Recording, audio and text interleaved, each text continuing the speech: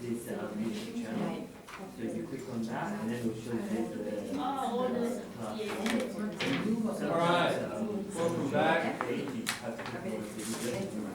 John, I had a question. You said you have written on point A. Yeah. And you give a specific, like for point A, you give us one conclusion. Is this an argument essay? So are we allowed to use in first person or no? Because it might be in third person, but in certain cases, like we can come to the first person and then we can jump back to the third. Good question. Okay, the question is, it's a good question to kick off the session. Do I use first person? What does first person mean? I. Yeah. Alright, well, let's have a look. Yep. And we can also have a look.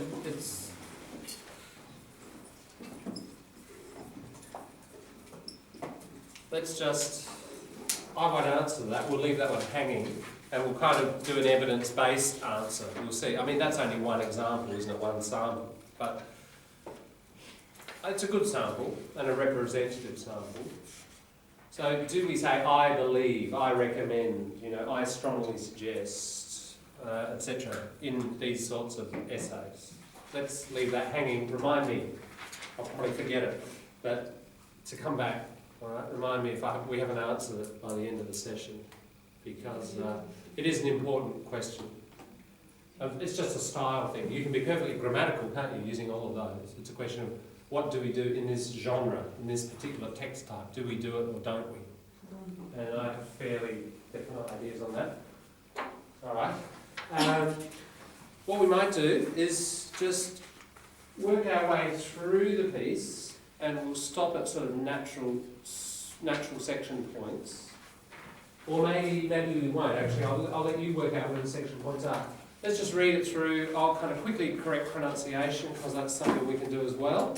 But our main focus is going to be looking at this. So what we'll do is we'll just do a read through, and I won't comment, and let's not comment on how it fits that. Just let's read it so we know where we're all up to.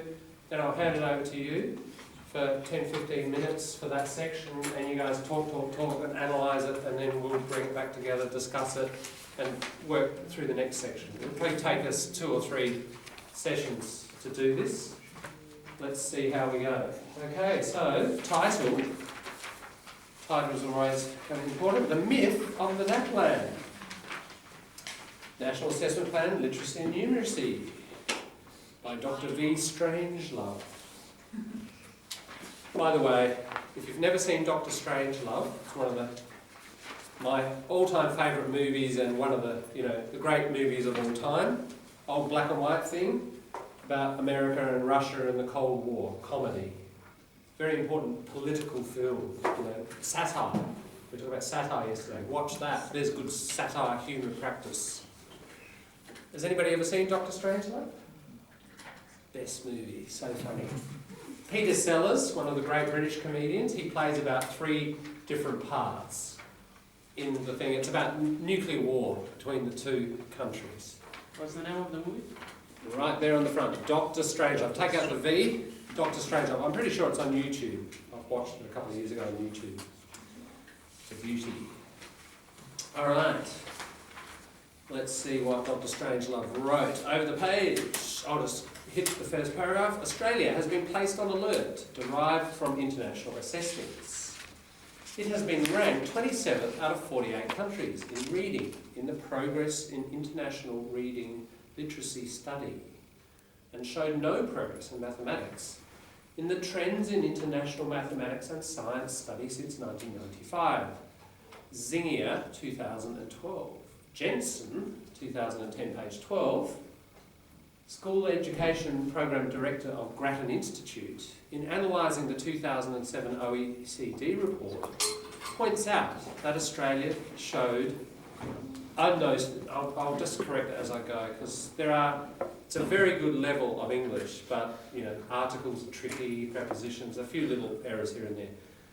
A notable decline in reading and mathematics in the OECD Program for International Student Assessment, despite a 41% increase in education expenditure. between 1996 and 2005. Let's push on. Mohammed, why don't you do a read? Give us a half a paragraph there. As evidence. As evidenced by the notion.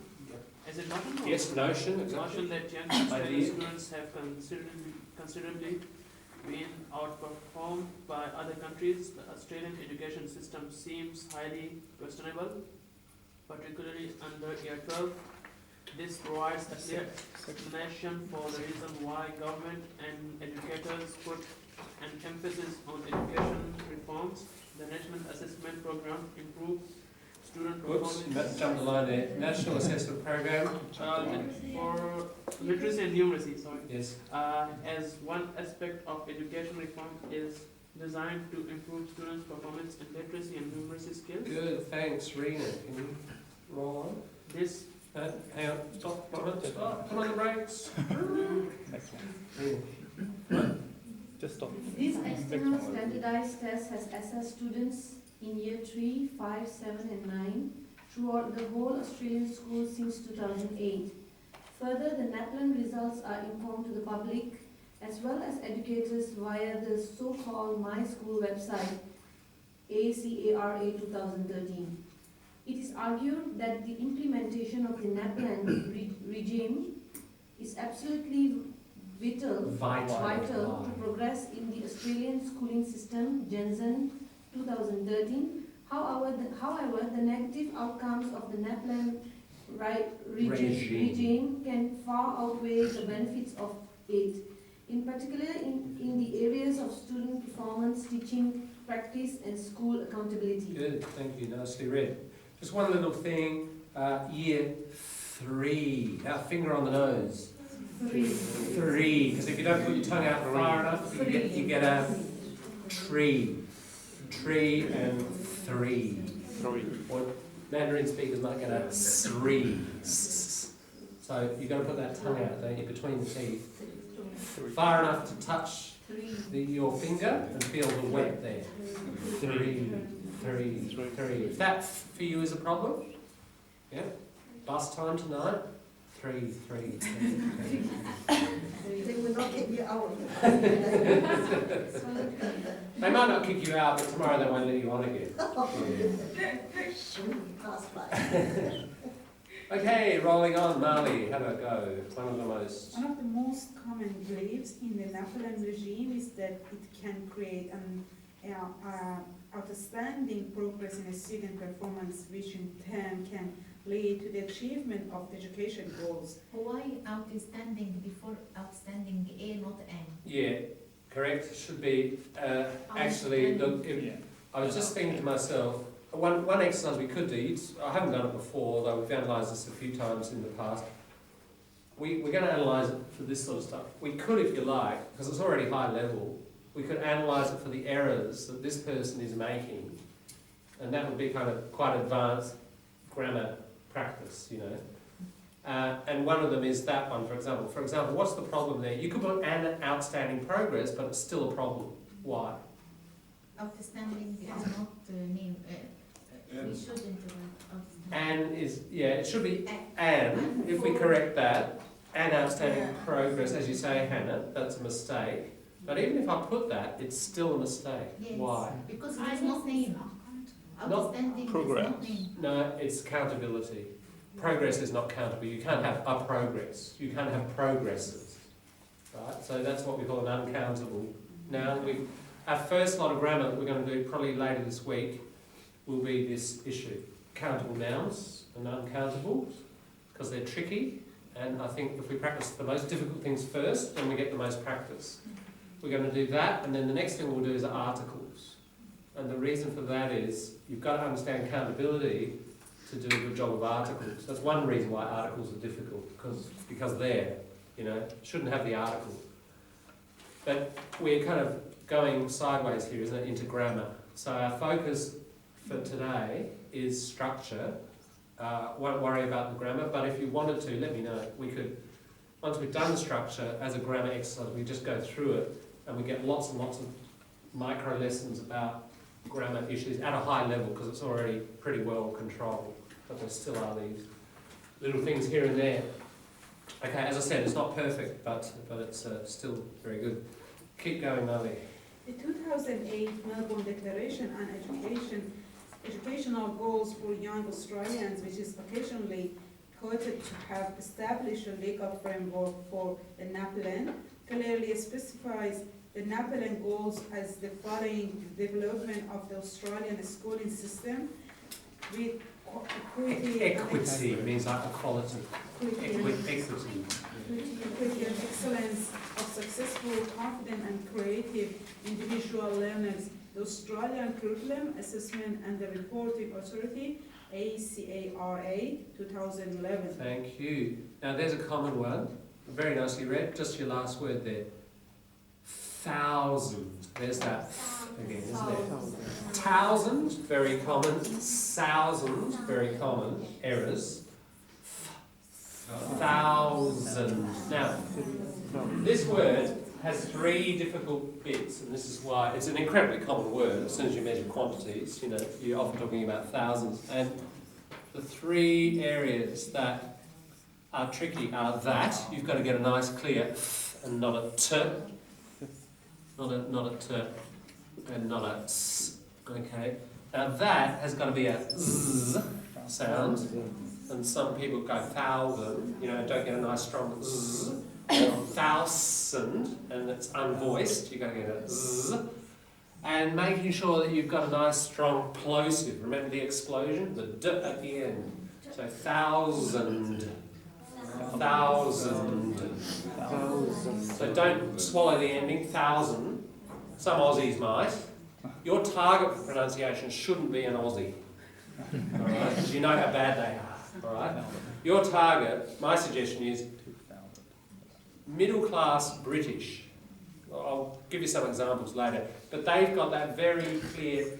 If you know the BBC, possibly the ABC, like, you know, the Radio National announcers are pretty clear, and they're kind of towards the British clarity, you know. But if you want really, really clear, the clearest English in the world is that BBC British. This is London calling, speaking to the Empire and all the colonies. The Queen had breakfast today. 3 wheat bix and a cup of coffee. You know, it's that incredible clear, every consonant, thousand. It's like crystal water, isn't it? Very, very clear. That, not because it's culturally better or worse, it's just that's the clearest form. And it has a name. That accent is called received pronunciation. And look, that's of English of any, you know, if we take Mandarin, say, you know, the received pronunciation, supposedly the Beijing accent, is that right? It's meant to be the kind of, you know, number one, that's what everybody kind of aims at. So every language has got it, and it's usually the clearest one. Don't know, is the Beijing accent the clearest? No. I don't think it is. Yeah, so who speaks the clearest Mandarin? Which area? Any particular group, or is it just a class that speaks it? That Yeah. is they have the standards, and Right. each people can pronounce it as these standards. Yeah. Based right. on Beijing. Based on Beijing, yeah, right. Yeah, and this is based on southern England, around London area. Most received pronunciations tend to be national capitals, don't they? And the upper middle class of the national capitals. Why? It's an interesting question. Why is that class and that group of pretty much any language the clearest? They are the most indicated. Yeah, I think it's got to do with education. It's got to do with, they are the power brokers, aren't they? They're dealing with lots of power. You make one mistake in your clarity, whole projects can collapse. Just over the centuries, clarity has evolved. If you're less powerful, it doesn't really matter so much, you know. So just over the centuries, this clarity amongst the power brokers has evolved. That's a general tendency. Yeah.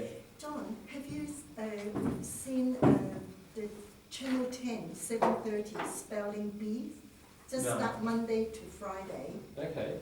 really good that one. Good practice for spelling. Yeah, Yeah, and sure. also the person gave the word for those kids. It's very clear.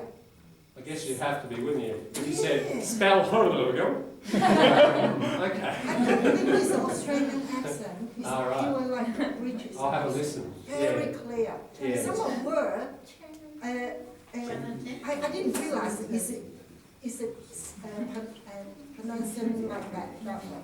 We are. That's interesting. Okay, look, we're deviating. We'll get back to the essay, but very quickly, while we're on the topic, accent. Spelling bee. I know that doesn't add up to 100 because that's so small. Everyday channel 10. Spelling. Everyday channel 10, 7:30. Channel 10, 7:30. Monday to Friday. They only started last Monday. I'm mathematically, maybe I'll do that. That makes me feel better. 7:30 p.m. Okay, you know, levels of clarity amongst Australians. That's what we're talking about here. Australian accent. There is no one Australian accent. There are three. And it's not by area. If we looked at the map up the back, doesn't matter if you're in Tasmania or Cape York or Perth, the accent is pretty similar. It takes kind of a specialist Queensland is to be able to tell the differences. And there are some words that are a little bit different. I say dance, Sydney say dance, you know, the R, at sort of thing. But other than that, it's pretty 99 point something % the same. The Australian accent depends on class and urbanisation. Okay, so sorry, I've got this the wrong way around. Most people, middle class Australians, speak general. Probably my accent's probably between that and that. But working class and country people will have a broader accent, mate. You know, when you talk to farm about how many sheep died in the last drought, you know, you sort of lean on the fence post for 3 hours and you talk about the flies, you know, things like that. When you hear the race, that person, they talking about the horse racing. Yeah. You cannot understand Sure. what they talking about. Yeah, that's right. And as I said this morning, listen to the footy, Oh, you know, and you're getting practice in that. And you all need practice in that, you know. As any worker, professional or manual, you're going to encounter people from probably all layers, perhaps not that group. But you need practice in both. And of course, it's not a clear division, it's a kind of mix, isn't it? So, good to get a lot of practice with this. Radio National is probably sitting here and here. Some of the announcers on Radio National would be cultivated. By that I mean more like, it's a more British sort of sound. It's your upper class Australians. Historically, the upper class tended to look back to Britain and try to copy that culture. Like a lot of colonies around the world, the upper class tend to look to the mother imperialist country to kind of copy that culture and the accent and the style. And you couldn't get a job on the ABC until about the early 1970s unless you were actually British. So native Australians didn't announce. 1972, big change, Whitlam comes in and Australian identity develops linguistically, artistically, historically, yeah, and everything changes. As I said, it's a revolutionary period. But still we have this kind of remainder that sort of sounds very British. So your target should either be this or kind of probably somewhere kind of in the middle there. And so, as I said, if you swallow endings like 1,000, it's probably more like that. You know, 1,000. So you've got to set yourself a target. What is that target? My suggestion is sort of in this territory, or actually British examples, you get that real clarity. If you want to know, like Christopher Pine. Do you know Christopher Pine? Everybody kind of laughs at his accent because it's very slang, very posh, upper class. He comes from Adelaide. Adelaide people have a lot of, the upper middle class of Adelaide have a kind of more posh British sort of accent because of our history. And Christopher Pine has that sort of accent. Yeah. Like I've experienced when you are in uni, some of the kids, like, you know, the teenagers, they speak like so fast, like it's like somebody's after them there already. Yeah. Like Yeah, I did that. Like the other thing is sort of very fast. You know. Yeah. It's not sort of Australian. It's not like the journal that you mentioned. Like cultivate. Yeah. It's not like that. It's not like broad. No, It's I like don't- it's like something new. I don't know what language it is. Maybe they're still learning. I They're think- still learning. You would have heard them. Maybe, No. maybe it's influenced by like an American accent. I think a lot of it's influenced by America. Because the youth, like uni students, is a mixture of Australian accent and American accent. So Yeah. some of the words could be pronounced in an American accent. Yeah.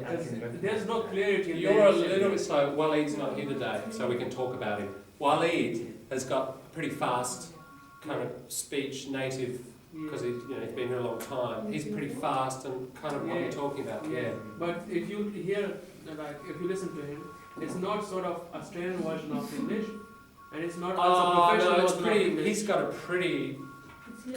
He sounds like he's born here. He has a pretty Aussie accent. I'd say Waleed sits there.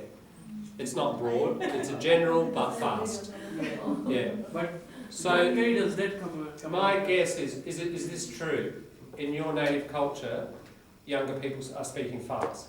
Yes. Is this not true? Excitingly, Yeah, is this not true of anywhere? There are these global phenomena about young speed. That's one thing, speed. Number two, something I've noticed is in English, and I haven't seen anything written on this, it'd be interesting to find it. Idioms. Like someone says, oh, you're like my age, oh, you're as slow as a wet week. Like a week when it's raining and raining, it feels like it never ends, right? Those little idioms, those colourful things, oh, it's as slow as a wet week. Young people won't say them. Anyone under 30, they've almost all disappeared. All those old little sayings and things. Is that true of your native language as well? That younger people, these are disappearing. Yeah. I think because of speed of everything, efficiency, people are speaking faster, and those idioms, instead of saying slow as a wet week, you say slow, it's all faster. It's about economic efficiency, and this is affecting language globally. There are these global trends now, it doesn't matter what language. So, is it right in Sydney? which is a bit sad, really. People talk more fast, Faster. more faster. Certainly, I find a lot of young people, like IT help desk, you ring TAFE, and there's somebody, 25 on the other end, say, oh, this is David speaking. Is your hard drive connected? Is your hard drive connected? Could you say it again? I have a lot of difficulty. And sometimes I it do. seems that they say half of the word and they use this kind of pauses like Yeah, and they put a real stress on the first bit, and they chop the last half of the word off, and it's gone. So is it not like, And it's really hard. because comparing that with, so their English is like very low quality. Yes, Well, it is in terms of efficiency of communication. It is low quality, isn't it? Yeah, and especially if you're on phones and things.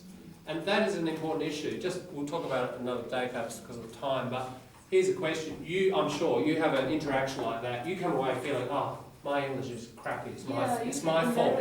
You feel embarrassed because Yeah. you think that they are better than you, but you can't understand their accent. It's like That's right. Now, in any interaction, as we say, it takes two to tango, to dance. And how much responsibility is actually theirs? If somebody's speaking like that on a phone to whoever rings, I think that's bad communication. And they're not being a very sympathetic communicator. And we're in a multicultural global society. People should be ready to quickly adjust. Oh, this person's local, no worries, I'll talk normally. If they're not, or whatever, and you adjust rapidly. So I think, there's a saying, you beat yourself up, you hit yourself saying, oh, it's my problem, it's really so bad. Maybe stop beating yourself up quite so much. Sure, some of the responsibility is yours, but I think a fair percentage, if you're having trouble, but you don't have trouble with other people, then clearly there's a factor there, isn't there? And so sometimes you've just got to say, well, actually, it's not totally my problem. What you can do about that, I don't know, probably nothing, but it can make you feel a bit better. All right. Pretty important to feel good, because it's easy to lose motivations and get demoralised, disappointed. All right, sorry about that digression, but I think that's important information about accents that we will refer to quite a lot. All right, pushing on. Sadia, can you go on, please? There have been several studies indicating that Australia is approaching the goals of the NAPLAN region. For instance, BRIA claims that the NAPLAN has successfully been implemented in the right direction, highlighting that the achievement rate of Aboriginal and Torres Strait Islander students in the domains of reading and numeracy has improved. Good, thank you. Ninika. However, it seems that the NAPLAN has frequently been challenged in regard to learning outcomes. One criticism could arise from the fact that little significant improvement has been found in the overall level of academic achievement.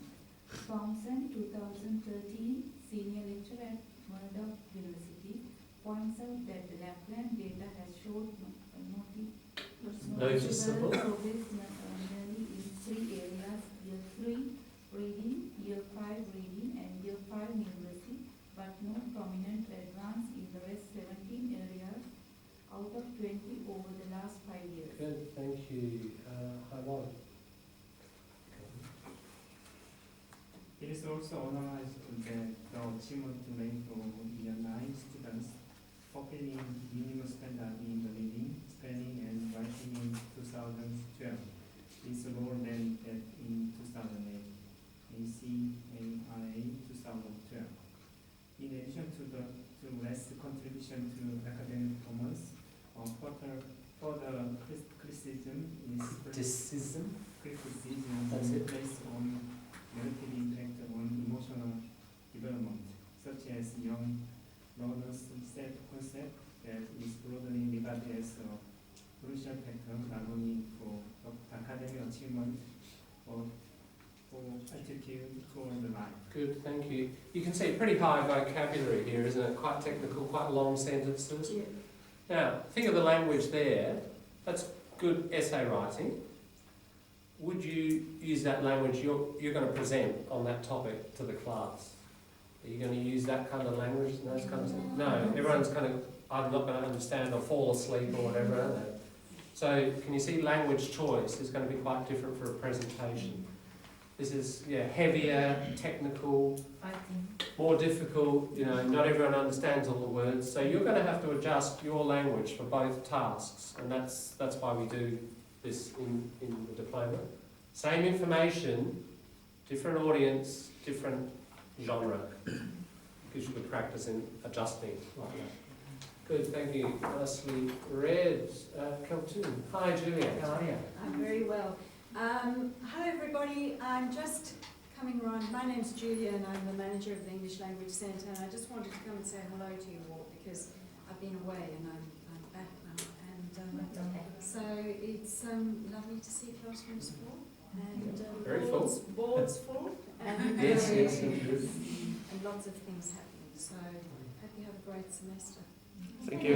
No worries. Thanks, Julia. She's always watching through the camera. All right, Dilhani, why don't you push on? An international study conducted by Ray and William, 1999, Cited, mentioned. cited in Professor Darko and Campbell, 2012, reports that students exposed to standardized tests at the early stage of their life are likely to more negative self-image rather than positive ones. Images. Just watch those. In Australian context, it was indicated that the new net plan test can affect a substantial reduction in self-esteem, self-image, Self-esteem. That's it. self-image, and confidence. Queensland Studies Authority, 2009. Good, thank you. Look at all the references there. It's pretty full, isn't it? So there's a lot of evidence getting packed in here, and we're getting told where it's coming from. So if we think, is that really true? We can go and check it. Or how was that study really conducted, etc. So good practice with the amount of information in here. Yeah, okay, Keltoon. These findings are simply symptomatic of the limits of the NAPLAN.